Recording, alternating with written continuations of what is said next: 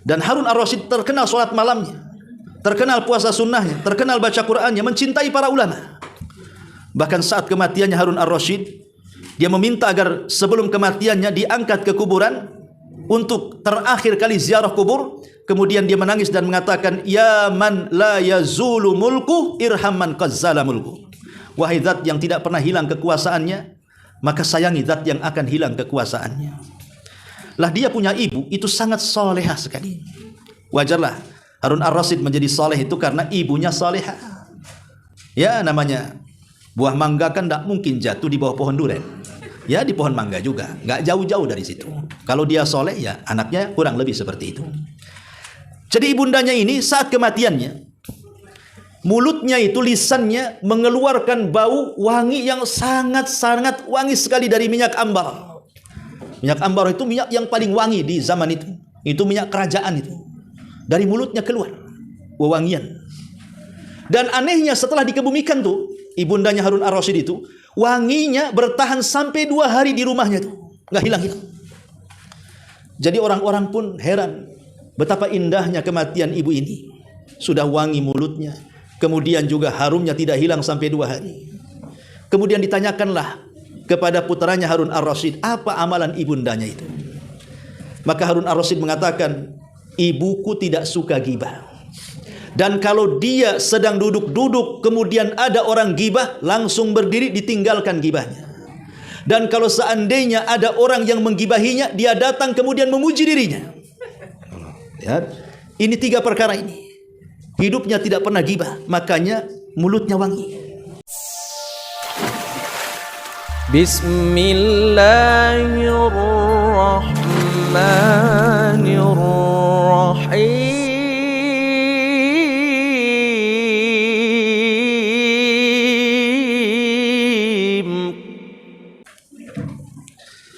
Baik, kita mulai. Bismillahirrahmanirrahim. Assalamualaikum warahmatullahi wabarakatuh. Alhamdulillah wassalatu wassalamu ala Rasulillah wa ala alihi wa sahbihi wa mawala. Wa la hawla wa la quwwata illa billahi wa ba'du. Alhamdulillah di siang hari ini kita bisa duduk kembali di Saung Sunda Sawargi dalam rangka Thalabul Ilmi. Dan pembahasan di siang hari ini kita akan membahas tentang afatu al-lisani, bahaya seputar lisan. Hadirin dan hadirat yang dimuliakan Allah Subhanahu wa taala. Kita tahu bahwa lisan ini salah satu nikmat yang Allah anugerahkan kepada kita. Karena betapa banyak pahala dan kebaikan itu disebabkan amalan lisan. Contoh sederhana, orang yang berzikir kepada Allah Subhanahu wa taala. Zikir itu amalan lisan. Dan zikir itu amalan yang banyak membawa pahala. Dari sini kita tahu bahwa dengan lisan kita bisa mendulang pahala sebanyak-banyaknya.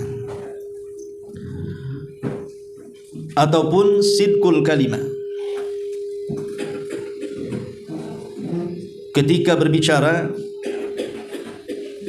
dia berusaha untuk yang dibicarakan itu semua kebenaran, bukan sebuah kedustaan. Dan Allah Subhanahu wa taala berfirman, wa kunu ma'as sadiqin. Wa kunu ma'as sadiqin. Maka bersamalah kalian dengan orang-orang yang jujur. Maka orang yang jujur dalam ucapan itu memiliki pahala besar. Kemudian juga lisan ini juga bisa digunakan untuk berjihad.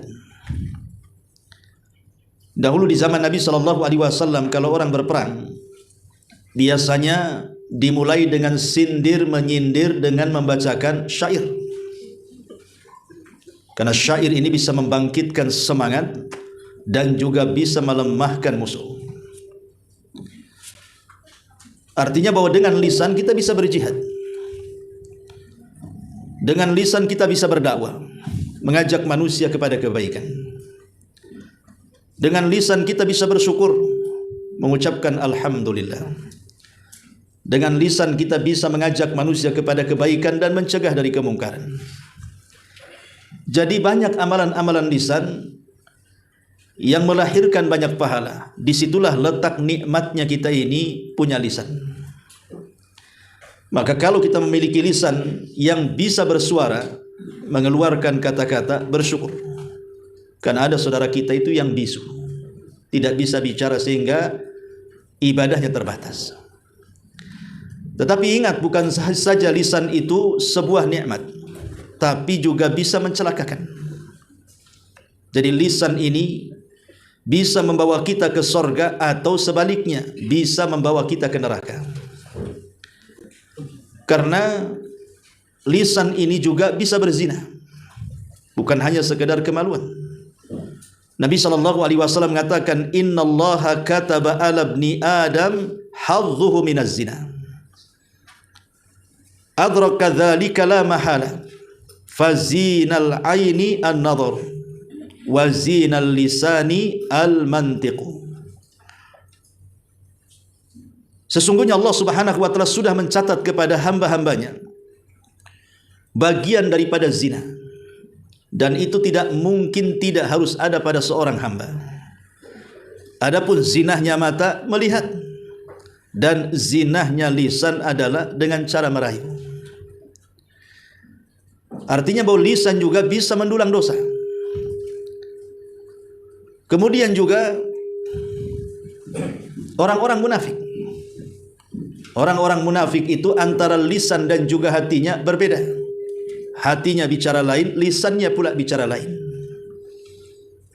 Makanya Allah Subhanahu wa taala mengatakan, wa minan nasi man yu'jibuka qauluhu. Ada di antara manusia itu yang sangat dikagumi ucapannya. Maksudnya orang-orang munafik. Mereka pandai berkata-kata, tapi sebenarnya hatinya menyelisihi ucapannya. Kemudian juga lisan terkadang mengucapkan sesuatu yang tidak dikerjakannya. Dan Allah mengatakan, lima taquluna ma la taf'alun. Kenapa engkau mengucapkan sesuatu tapi perbuatanmu tidak melakukannya? Ataupun dengan lisan terkadang ittihamus salihin, memfitnah dengan lisannya orang-orang baik, orang-orang saleh, para ustadz, para kiai, para ulama. Atau dengan lisan ini bisa terkadang sukhriyah wa ta'an, menghina, mencaci, memaki, melaknat, dan itu semua adalah dosa. Maka dari sini kita tahu bahwa lisan ini tergantung kita yang mengarahkannya.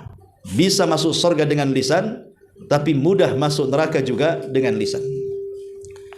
Masuk neraka dengan lisan itu tidak perlu banyak kalimat, tidak perlu berjam-jam bicara. Cukup satu kalimat saja yang keluar dari lisan kita, tetapi satu kalimat ini membuat Allah murka, itu sudah cukup memasukkan manusia ke dalam neraka. Makanya Nabi SAW mengatakan, wa innal abda la yatakallamu bil kalimati la yulkilaha balan yahwi sahibuha fi nari jahannam ab'ad ma bainal masyriqi wal maghrib. Terkadang ada seorang hamba mengucapkan satu kalimat, lihat bahasa Rasul, cukup satu kalimat, tidak perlu berkalimat-kalimat. Tapi satu kalimat ini mengandung kemurkaan Allah Subhanahu wa taala. Dia ucapkan tanpa sadar, maka itu sudah memasukkan dia ke dalam jahanam yang jaraknya lebih jauh dibandingkan jarak barat dan timur. Subhanallah. Satu kalimat tanpa sadar diucapkan, terkandung murka Allah, sudah mencukupkan dia masuk neraka. Bagaimana kalau seandainya kalimat yang diucapkan ini betul-betul dirancang oleh dia, dipikirkan oleh dia, kemudian terlontarlah satu kalimat itu, maka tentu lebih dilempar lagi dia ke dalam jahanam. Orang mengucapkan satu kalimat tanpa sadar saja, kalau ada kemurkaan itu sudah memasukkan ke dalam neraka. Macam mana pula dengan sadar? Itulah bahayanya lisan. Ma'asyiral muslimin wal muslimat rahimani wa rahimakumullah. Sufyan Ats-Tsauri mengatakan, as-sumtu zainul alim wa sitrul jahil. As-sumtu zainul alim wa sitrul jahil. Diam itu adalah perhiasan bagi orang alim dan bisa menutupi aibnya orang jahil. Diam itu bisa menghiasi orang alim, tapi juga bisa menutup aibnya orang jahil. Orang jahil ini, kalau dia sampai bicara dengan kejahilannya, tentu yang keluar adalah kalimat-kalimat batil. Boleh jadi orang langsung mencelanya. Wajar dia jahil ngomong begitu. Tapi kalau dia diam saja, maka kejahilannya tertutup dengan akhlak diamnya. Makanya wajar kalau Sufyan Ats-Tsauri mengatakan seperti itu. Bahkan Al-Imam Al-Mawardi rahimahullahu ta'ala mengatakan, man sakata amma la ya'lam salima, wa man takallama bima alima ghanima.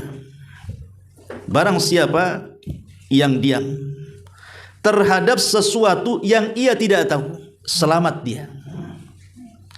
Dan barang siapa berbicara terhadap apa yang ia tahu, beruntung dia. Jadi kata Imam Al-Mawardi rahimahullah ta'ala mengatakan, siapa yang bicara terhadap sesuatu yang dia tidak diketahuinya, dia tidak bicara, artinya diam. Jadi barang siapa yang diam terhadap apa yang dia tidak tahu, selamat dia.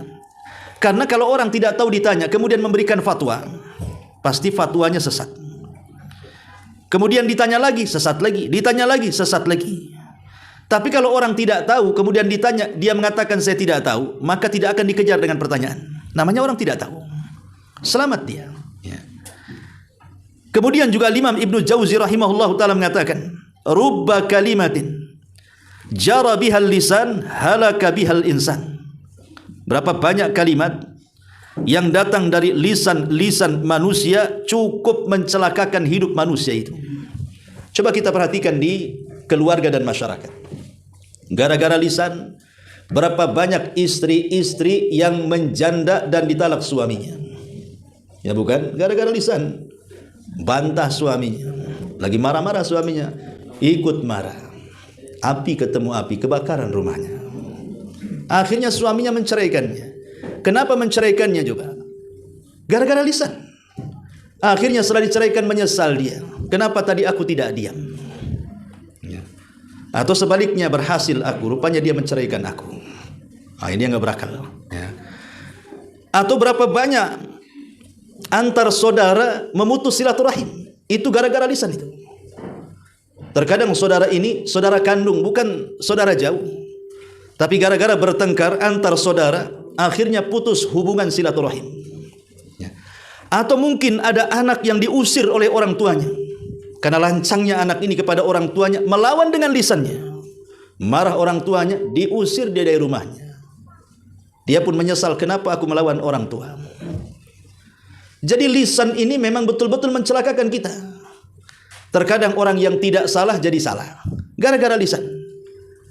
Seperti di pengadilan, orang-orang yang membayar saksi-saksi palsu, kemudian dengan lisannya dia pun bersaksi dengan saksi palsu di pengadilan. Akhirnya orang yang benar jadi salah. Orang yang tidak pantas dipenjara masuk penjara. Orang yang tidak harus dihukum akhirnya dihukum mati. Itu gara-gara lisan. Atau gara-gara lisan juga, berapa banyak pertemanan akhirnya menjadi musuh. Berapa banyak orang yang baik akhirnya menjadi jahat. Jadi memang lisan ini, padahal sudah Allah berikan security loh lisan ini. Security lisan itu dua. Pertama gigi, yang kedua bibir. Bayangkan, security-nya dua loh ya. Tapi masih ngelos juga. Padahal telinga nggak punya security itu. Apalagi hidung, los lubangnya. Tapi kalau lisan ini ada penjaganya. Gigi satu bisa rapat, bibir juga bisa rapat.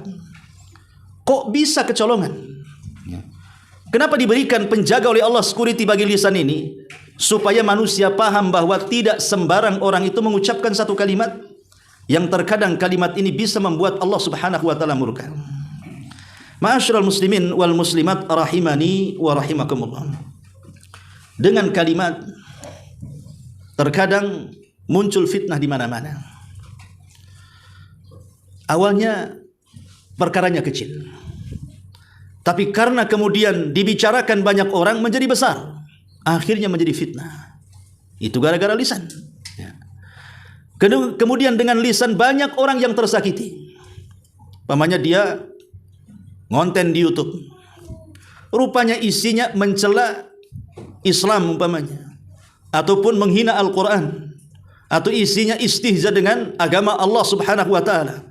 Kemudian ditonton ribuan manusia. Ribuan manusia kalau dia seorang muslim tersakiti semua hatinya.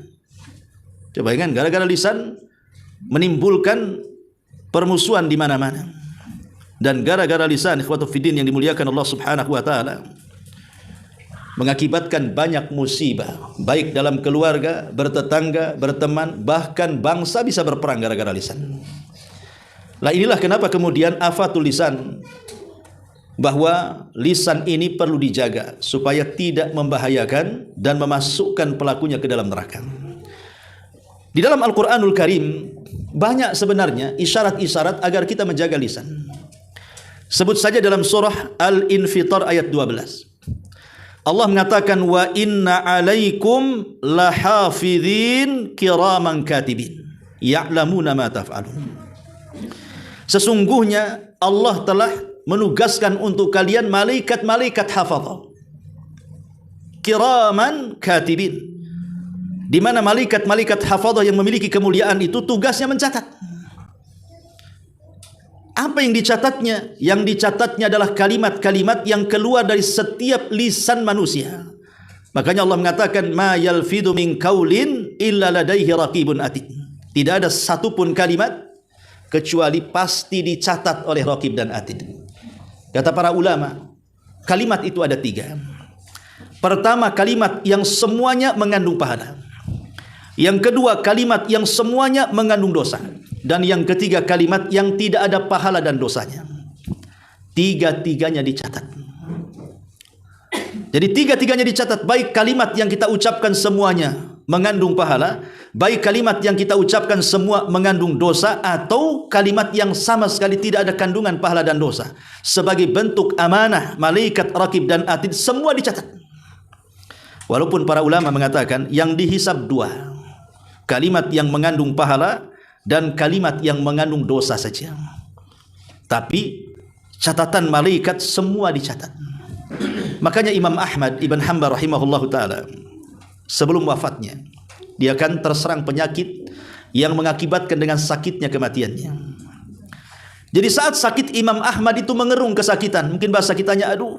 Ya. Kalimat aduh ini yang keluar dari lisan Imam Ahmad karena menekan rasa sakit. Ditegur oleh salah satu murid yang ada di sampingnya. Ya Imam, innal anina kalimatun wa innal kalimata tuktab.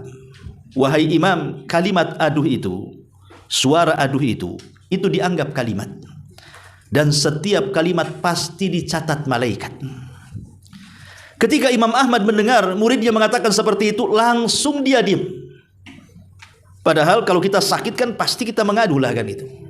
Ini diam sampai akhirnya kemudian meninggal dunia. Dia dalam kondisi sabar dengan penyakitnya, kalimat aduh pun tidak mau diucapkannya karena takut dicatat dan dipertanggungjawabkan di hadapan Allah Subhanahu wa taala. Tapi kalau ibu-ibu bukan aduh, jerit-jerit malah. Ya, manggil-manggil orang. Ya, dimakinya lagi orang depannya itu. Udah sakit kan itu. Ini udah sakit badan, udah sakit jiwa tuh kayak gitu tuh. Ya. Jadi dari sini kita tahu bahwa Al-Quran mengisyaratkan supaya kita ini menjaga lisan. Kemudian juga disebutkan dalam surah Al-Ahzab ayat 58. Allah Subhanahu wa taala mengatakan, walladzina yu'dzunal mu'minina wal mu'minat bighairi maktasabu faqad ihtamalu buhtanan wa itsman mubina. Orang-orang yang menyakiti mukmin laki-laki dan mukmin perempuan dengan lisannya, menuduh, memfitnah dan yang semacamnya, dari perbuatan yang tidak pernah dibuatnya, maka dia telah menanggung kedustaan dan dosa yang nyata. Ayat ini sebenarnya berbicara tentang fitnah Ummul Mukminin Aisyah radhiyallahu anha difitnah oleh orang-orang munafik bahwa dia selingkuh dengan Safwan ibn Mu'attil. Padahal Aisyah tidak selingkuh. Makanya untuk menunjukkan Aisyah tidak selingkuh, Allah turunkan surah Nur ayat 1 sampai 9 untuk membersihkan nama Aisyah radhiyallahu anha. Tapi orang-orang munafik tetap saja menuduh Aisyah itu pezina. Bahkan orang-orang Syiah Rafidhah juga menuduh-nuduh Aisyah itu berzina.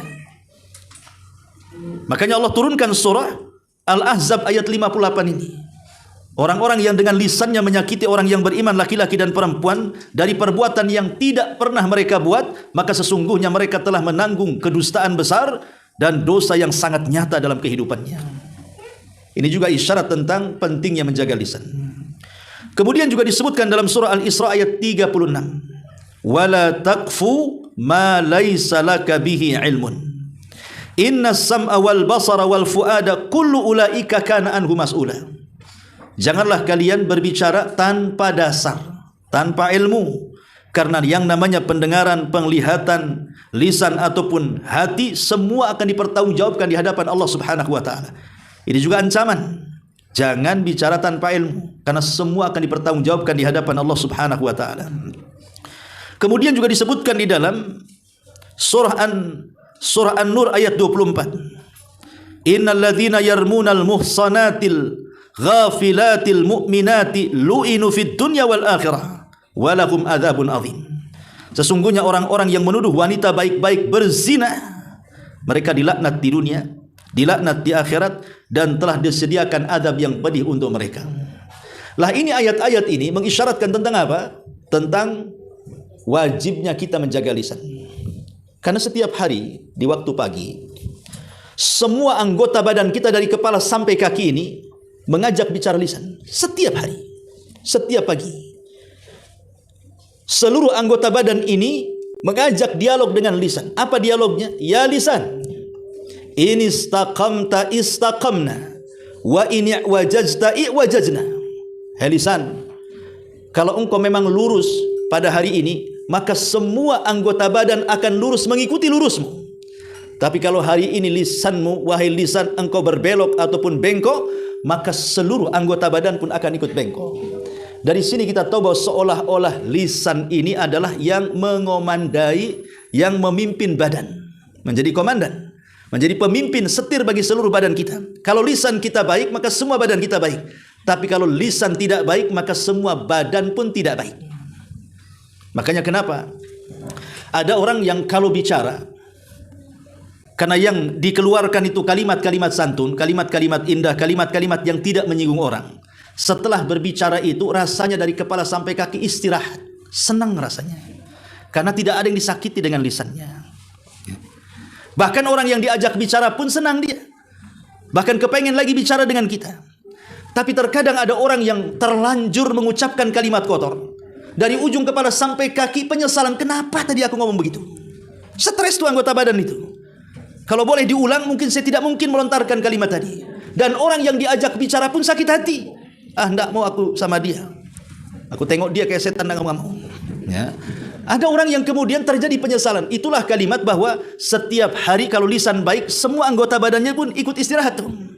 Tapi kalau lisannya jahat, anggota badan pun disibukkan gara-gara lisannya yang kotor tadi.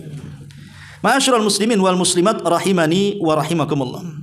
Makanya Nabi SAW mengingatkan tentang Islam, bahwa Islam itu bukan hanya sekedar salat.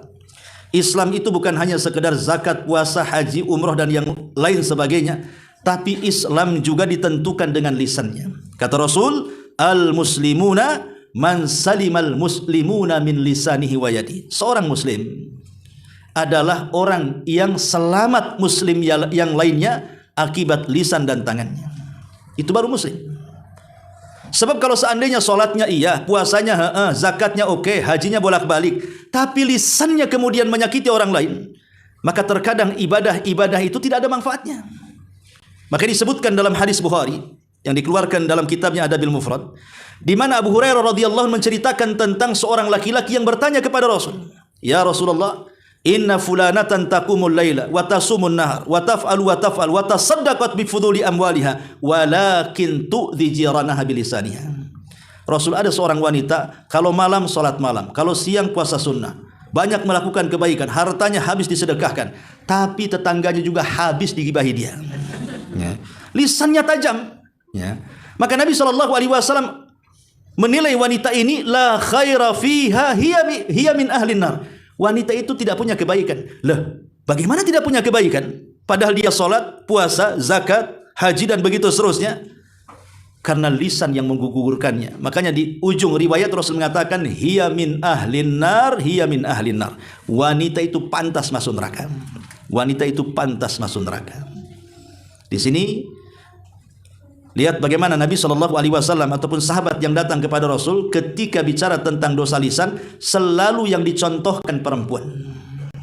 Rata-rata dalam hadis-hadis Nabi itu kalau cerita tentang afatul lisan itu rata-rata contohnya perempuan. Nggak tahu juga. Ya. Makanya kalau ada laki-laki yang cerewet kayak perempuan, kan gitu ya. Ya memang kan begitu ya. Kok kayak perempuan aja kau katanya. Cerewet banget katanya. Jadi dari sini kita tahu bahwa yang paling banyak hati-hati dengan lisan itu perempuan. Makanya wajar Rasul mengatakan nasihat kepada perempuan. Kalau seorang wanita itu marah, apa kata Rasul? Falyaskuti. Hendaklah diam. Sebab sekali mangap, oh itu satu hari ngomongnya itu. Mungkin kalau direkam tuh habis memory cardnya tuh. Ya. Tapi ketika Nabi SAW bicara tentang laki-laki kalau ada masalah apa? Fal yakhruj, keluar. Disuruh keluar. Kenapa? Laki-laki itu tidak akan bicara kalau tidak keluar tangan yang main itu masalahnya.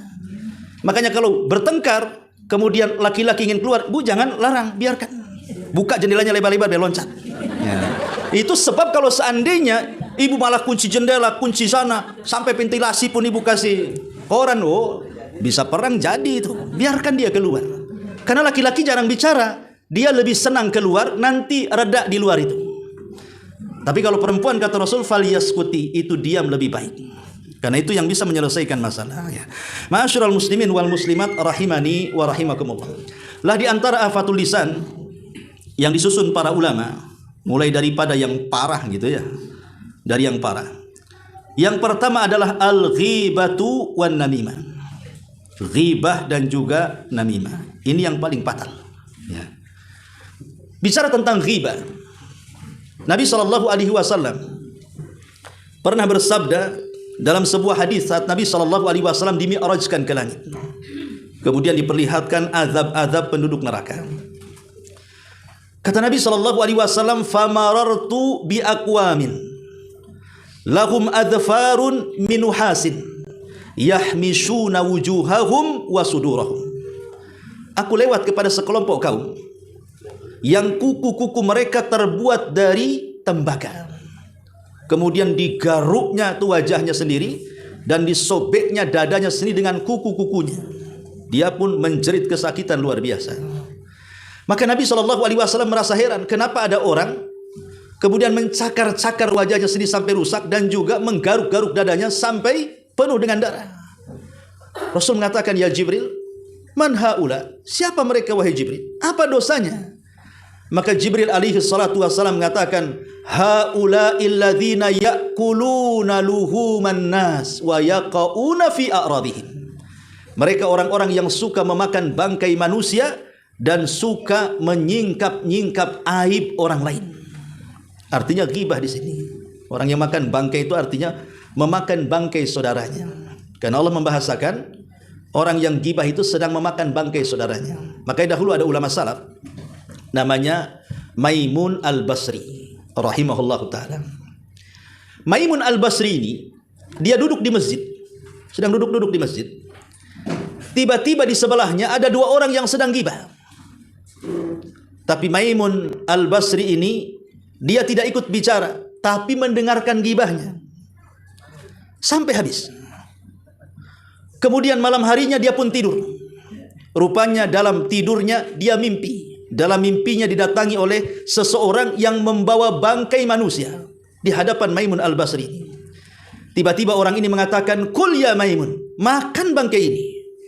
Kata Maimun Al-Basri, tidak mungkin saya memakan bangkai manusia. Apa salah saya, katanya. Maka orang ini mengatakan, karena engkau sudah ikut berghibah kemarin di masjid, katanya. Kata Maimun Al-Basri, ya fulan, aku tidak bicara di masjid itu. Tidak kata-kata baik, ya tidak kata-kata buruk. Aku diam saja. Kemudian orang ini mengatakan, betul kau diam. Walakinnaka tasma' wa tardha. Tapi telingamu mendengar orang yang sedang ghibah, dan kau redha, kau mendengar sampai habis. Ya. Ingat bu, ya. Dari sini kita tahu bahwa orang yang menggibah itu bukan orang yang ngomong saja. Yang mendengarkan sampai habis bahkan merekam itu juga gibah dia. Enggak lah Ustaz, mungkin dosanya 50%, enggak. 50% sama dengan orang gibah 50% pula, ya. Sama dengan orang yang gibah tuh. Lebih parah lagi, sudah dengar merasa lezat, dibawa pulang pula jadi oleh-oleh tuh. Oh, si anu cerita-cerita. Ibu paling banyak dosanya tuh. Dah telinga dosa, lisan pula dosa. Ya, kuadrat dosanya. Ya. Jadi Maimun Al-Basri mengajarkan kepada kita, lalu apa yang harus kita lakukan kalau di depan kita ada orang gibah? Rasul sallallahu alaihi wasallam mengatakan, "Man radda an irdi akhihi raddallahu wajhahu 'anin nari yaumal qiyamah." Barang siapa yang menolak, kalau ada yang menggibah saudaranya, ditolak dia, suruh diam. Jangan bicara. Jangan diteruskan. Akhirnya orang yang kita nasihati diam, tidak menggibahi saudaranya lagi. Sebagai balasannya al-jaza min jinsil amal, Allah jauhkan wajahnya dari api neraka kelak pada hari kiamat. Jadi kalau ada orang yang sedang bergibah kepada saudara kita, kita hentikan, kita jauhkan dia, jangan gibah dia. Dia orang baik, ya. Maka balasannya wajah dia pada hari kiamat dijauhkan dari api neraka. Jadi kewajiban kita itu ingkar kemungkaran. Makanya sering saya katakan, banyak orang yang memberikan fasilitas orang yang gibah. Jangan gibah di sini. Masuk aja katanya. Rumah saya ada AC-nya. Nanti saya belikan kopi. Nanti saya buatkan mie. Makin panjang gibahnya. Ada orang ngasih fasilitas seperti itu tuh. Nggak usah lah ngobrol di luar, ngobrol di dalam saja katanya. Jelas-jelas sedang gibah dia. Harusnya kan diusir. Hus kan gitu ya. Jangan dekat-dekat kan gitu. Enggak, suruh masuk. Lah ini kan sama dengan memfasilitasi dosa. Wala ta'awanu 'alal itsmi wal udwan. Jangan tolong-menolong dalam perbuatan dosa dan kemaksiatan. Orang yang gibah ini sedang maksiat, sedang mengumpulkan dosa. Jangan pula dimasukkan ke rumah kita. Parahnya pula janjian mau gibah tuh. Gibah di mana? Di warung kopi sana sini. Ya. Lah hal-hal yang seperti ini bahaya sekali, karena bagaimanapun gibah ini masalahnya. Ada sebuah ya mungkin kisah Israiliyat lah. Tidak perlu dibenarkan dan tidak perlu didustakan. Namanya kisah Israiliyat ini pelezat kisah saja. Kita sudah ada Quran dan Sunnah. Tanpa Israiliyat pun sudah cukup. Tapi sebagai ibrah, pengambilan pelajaran saja. Jadi di zaman Nabi Musa alaihi salatu wassalam, ada seorang gadis datang menemui Nabi Musa dengan menangis histeris dan meminta solusi dan mengatakan, halli minat taubah. Ya Musa, ya Nabi Allah, apakah orang sepertiku ada kesempatan taubat? Kata Nabi Musa, apa dosamu? Maka gadis ini mengatakan, ya Musa, saya terjerumus kepada perzinahan. Kemudian saya hamil.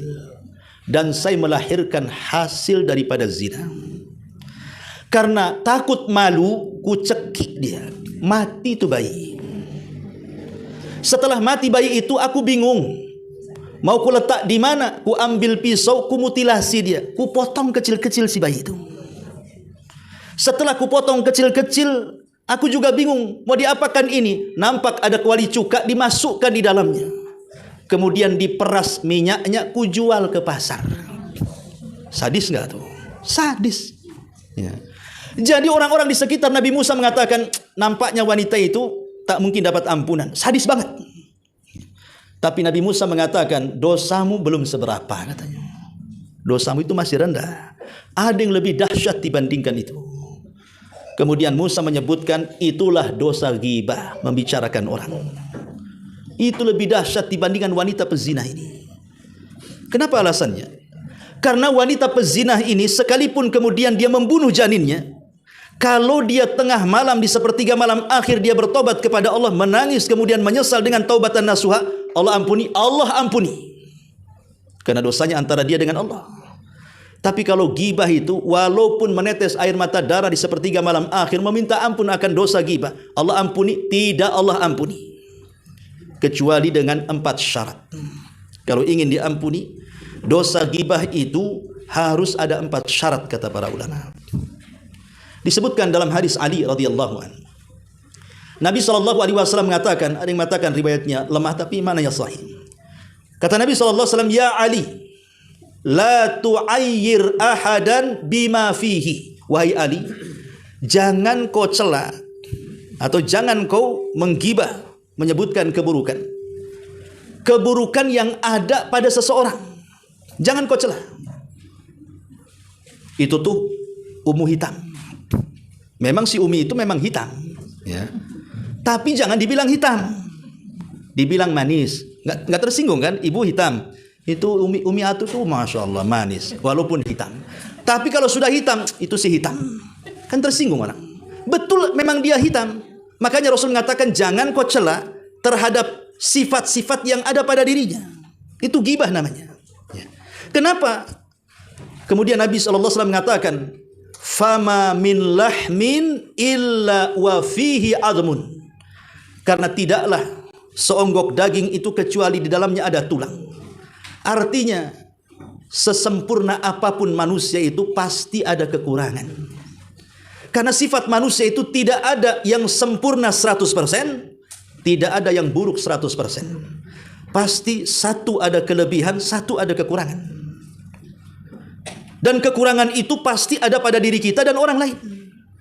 Sehingga tidak ada daging kecuali ada tulang, tidak ada manusia kecuali ada sisi lemahnya.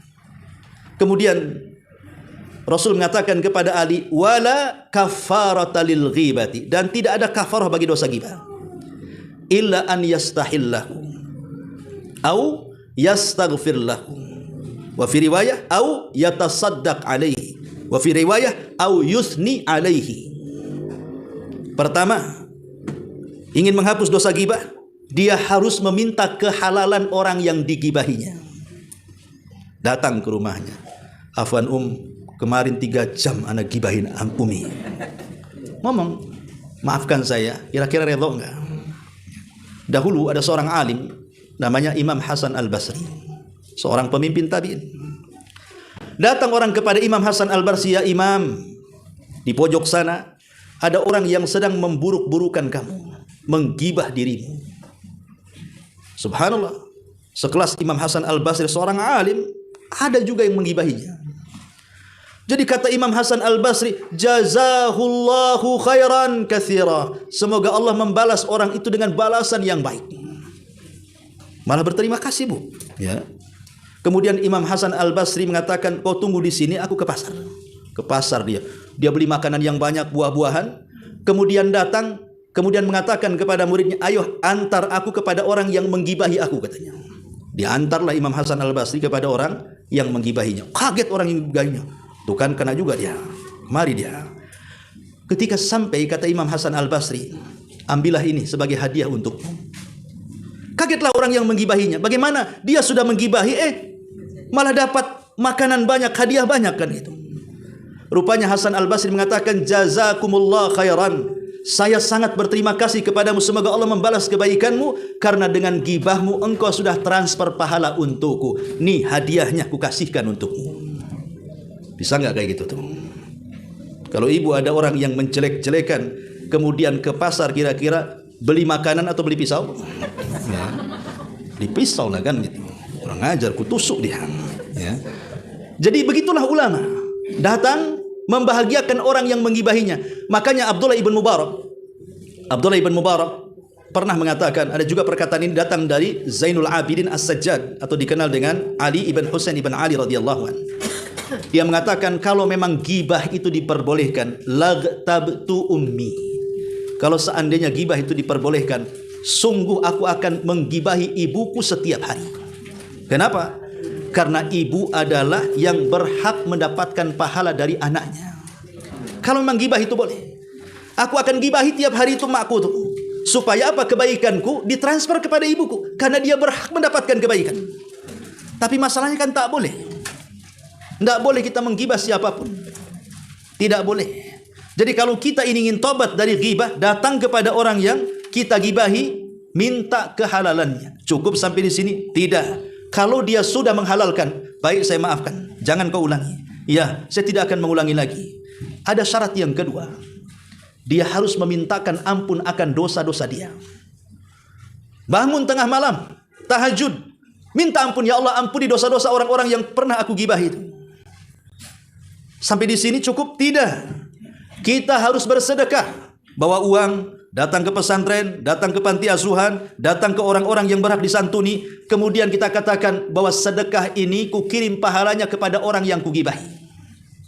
Cukup sampai di sini? Tidak, ada syarat yang terakhir. Syarat yang terakhir adalah dia harus memuji orang yang kita gibahi di tempat kita menjelek-jelekan orang yang kita gibahi. Kan berat tuh dosanya itu. Cemana kalau seandainya ketika kita ini menggibahi dia, umpamanya di sinilah di S3 di sini, Saung Sunda Sawargi. Saya menggibahi seseorang di hadapan ibu bapak. Setelah 10 tahun saya tobat. Kemudian saya datang ke sini. Rupanya Pak Idi nggak di sini lagi. Udah kemana pergi kan gitu. Dan orang-orang yang ketika saya menggibahi juga tidak ketemu. Mungkin sebagian sudah meninggal, sebagian sudah pergi ke kota lain, sebagian sudah pindah kemana. Cemana caranya kita mencari orang-orang itu? Nah itulah kenapa kemudian Nabi Musa mengatakan gibah jauh lebih berat dibandingkan wanita ini. Karena wanita ini cukup menangis bertobat, Allah sudah ampuni. Tapi kalau gibah tidak bisa. Karena dosanya masih digantung. Sampai mendapatkan kehalalan, kita doakan ampunan kepada orang yang kita gibahi, kita bersedekah untuk orang yang kita gibahi, dan kita harus memuji di tempat kita menggibahi. Subhanallah, ini berat sekali ya, dosa gibah ini. Ma'asyiral muslimin wal muslimat rahimani wa rahimakumullah. Disebutkan dalam sejarah ibu daripada Harun ar-Rasyid. Harun ar-Rasyid ini dikenal ahli sedekah. Setiap hari paling sedikit 1000 dinar dia sedekahkan setiap hari. Dan Harun ar-Rasyid terkenal sholat malamnya, terkenal puasa sunnahnya, terkenal baca Qur'annya, mencintai para ulama. Bahkan saat kematiannya Harun ar-Rasyid, dia meminta agar sebelum kematiannya diangkat ke kuburan untuk terakhir kali ziarah kubur. Kemudian dia menangis dan mengatakan, ya man la yazulu mulku irham man qazzala mulku. Wahai zat yang tidak pernah hilang kekuasaannya, maka sayangi zat yang akan hilang kekuasaannya. Lah dia punya ibu itu sangat salehah sekali. Wajarlah Harun ar-Rasyid menjadi saleh itu karena ibunya salehah. Ya, namanya buah mangga kan tidak mungkin jatuh di bawah pohon durian. Ya di pohon mangga juga, nggak jauh-jauh dari situ. Kalau dia soleh ya anaknya kurang lebih seperti itu. Jadi ibundanya ini saat kematiannya, mulutnya itu, lisannya mengeluarkan bau wangi yang sangat-sangat wangi sekali dari minyak ambar. Minyak ambar itu minyak yang paling wangi di zaman itu. Itu minyak kerajaan itu. Dari mulutnya keluar wewangian. Dan anehnya setelah dikebumikan tuh, ibundanya Harun ar-Rasyid itu, wanginya bertahan sampai 2 hari di rumahnya tuh, nggak hilang-hilang. Jadi orang-orang pun heran betapa indahnya kematian ibu ini. Sudah wangi mulutnya, kemudian juga harumnya tidak hilang sampai 2 hari. Kemudian ditanyakanlah kepada putranya Harun ar-Rasyid, apa amalan ibundanya itu? Maka Harun ar-Rasyid mengatakan, ibuku tidak suka gibah. Dan kalau dia sedang duduk-duduk, kemudian ada orang gibah, langsung berdiri ditinggalkan gibahnya. Dan kalau seandainya ada orang yang menggibahinya, dia datang kemudian memuji dirinya. Ya, ini 3 perkara ini. Hidupnya tidak pernah gibah, makanya mulutnya wangi. Berarti kalau suka gibah itu mulutnya nggak wangi itu. Kemudian kalau ada orang gibah, dia langsung berdiri kemudian pergi. Beda dengan ibu. Kalau ada orang gibah, nimbrung di situ.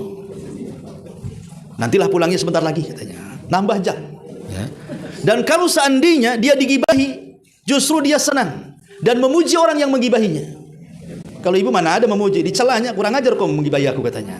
Ini malah dipuji, syukran, jazakallah khairan, masya Allah, kalau bisa tiap hari kau gibahi aku gitu ya. Itulah orang dulu, supaya kan ditransfer pahala, itu masalahnya. Nah ini namanya afatul lisan. Afatul lisan, bahaya lisan ini yang paling bahaya adalah ghibah. Jangan suka gibah. Masalahnya, gibah ini hampir semua orang kena. Saya, antum, ibu-ibu, siapapun, hampir kena semuanya. Tidak ada orang selamat dari gibah itu. Karena sadar ataupun tidak, ada kata-kata kita ini yang terlontar setiap hari, dia sangka bukan gibah, padahal itu gibah. Contoh umpamanya, mengatakan kepada kawannya, mengatakan kepada tetangganya, mengatakan kepada teman-temannya, si fulan itu tukang tidur. Ngomong gitu itu gibah loh, karena menyebutkan aib. Nah, itu si anu itu kurang cerdas. Ya, apa bego dia ya? Itu gibah tuh. Ya. Itu si fulan tuh kalau makan kok congok kali. Ya, congok itu gibah tuh. Ya. Jadi kadang-kadang setiap hari itu kita ini mengucapkan kalimat yang sadar ataupun tidak, itu kita sedang bergibah tuh. Bahkan sekalipun itu dalam bentuk doa, kalau itu bentuk sindiran, itu juga gibah. Contoh mamanya, kita mengatakan, ya semoga Umi Anu itu dapat hidayah. Ini kan bagus kan kalimat ini. Semoga Umi Anu itu dapat hidayah. Kedengaran si Umi ini, emang aku sesat didoakan hidayah katanya. Ah, dia kan bisa aja ngomong gitu kan. Dia nggak suka tuh. Kalau doa saja bisa masuk pada gibah, apalagi perkataan-perkataan yang mengejek. Ya. Baik, sampai di sini. Subhanaka wa bihamdika, asyhadu an la ilaha illa anta, astaghfiruka wa atubu ilaik. Allahu ta'ala alam. Assalamualaikum warahmatullahi wabarakatuh.